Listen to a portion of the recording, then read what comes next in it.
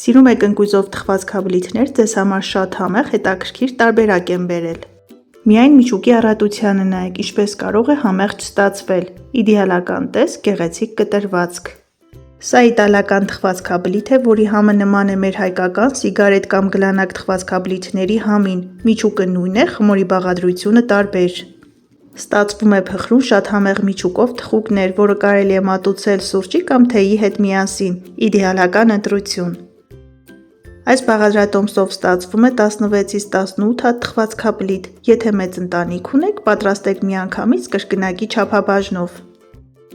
Բարեկամներ, մի մոռացեք հավանել տեսանյութը եւ ընկերների հետ կիսվել այս համեղ բաղադրատոմսով։ Դե ինչ, սկսենք պատրաստել։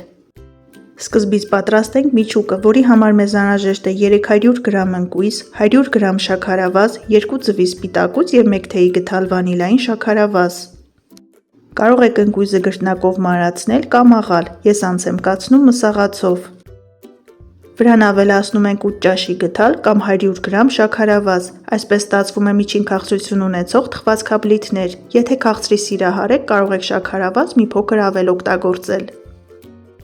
Ավելացնում ենք վանիլային շաքարավազը եւ ձվի սպիտակուցները եւ մի լավ խառնում ենք, պետք է ստանանք կպչուն զանգված։ Սպիտակուցները այսպես ասած հավաքում է միջուկը եւ թխվելու ընթացքում այն դուրս չի գալիս, պահպանվում է սկզբնական տեսքը։ Սիրելիներս, եթե նոր եք միացել հայկական խոհանոց ալիքին, խնդրում եմ բաժանորդագրվեք եւ սեղմեք զանգակ կոճակը։ Հայկական խոհանոց ալիքում կգտնեք շատ համեղ եւ հետաքրքիր բաղադրատոմսեր։ Նախապես շնորհակալություն։ Խմորի համար մեզ անհրաժեշտ է 1 պտղուն ձախ, 1 թեյի գդալ փխրեցուցիչ, 120 գրամ կարագ, 2 ձվի սպիտակուց, 250 գրամ ալյուր, 3 ճաշի գդալ սառը ջուր եւ 2 ճաշի գդալ շաքարավազ։ Ջուրը լցնում ենք դեղնուցների վրա եւ մի լավ խառնում ենք։ Ի տարբերություն գլանակ թխված քաբլիթների, այստեղ թթվասեր կամ մածուն չի օգտագործվում։ Այդ պատճառով նախընտրելի է ավելացնել ոչ թե սոդա, այլ փխրեցուցիչ։ Թասի մեջ խառնում ենք ալյուրը եւ կարագը, պետք է ստանանք յուղոտ փշրանք։ Այնուհետև հաջորդաբար ավելացնում ենք փխրեցուցիչը, աղը եւ շաքարավազը եւ ջանասիրաբար խառնում ենք։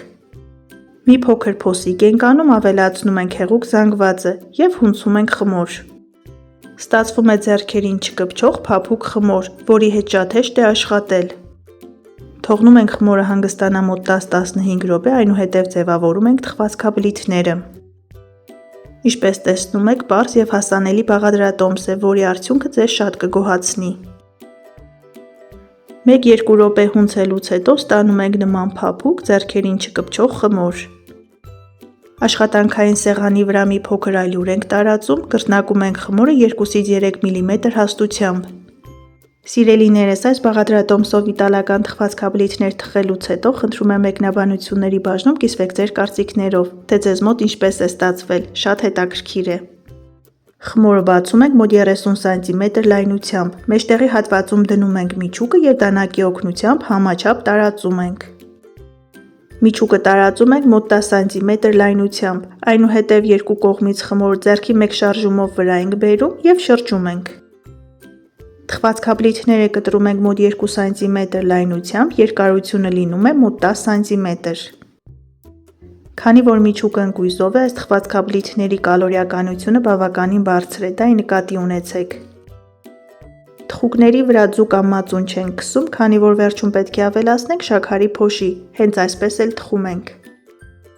Ջեռոցը պետք է նախապես տաքացնել 180 աստիճան, թխվում են 15-ից 20 րոպեի ընթացքում, կախված է ջեռոցի հզորությունից։ Արդյունքում ստացվում են գեղեցիկ կտրվածքով, անչափ համեղ եւ փխրուն իդեալական թխված քաբլիթներ։ Խոստովանեք, որ տեսքը բավականին կանչող է, ինչպես կարելի է չպատրաստել եւ անուշ անել։ Թողնում ենք հովանան, վրան ցանում ենք շաքարի փոշի եւ վայելում ենք 1 գավաթ սուրճի կամ թեյի հետ միասին։ Բարի ախորժակ։ Դե ինչ սիրելիներս, այսօր էլ իտալական թխված քաբլիթների նման հրաշալի բաղադրատոմս։ Դուք էլ փորձեք պատրաստել այս տարբերակով, սնվեք առողջ եւ եղեք օրհնված։ Ցտեսություն, կհանդիպենք հաջորդ տեսանյութերում։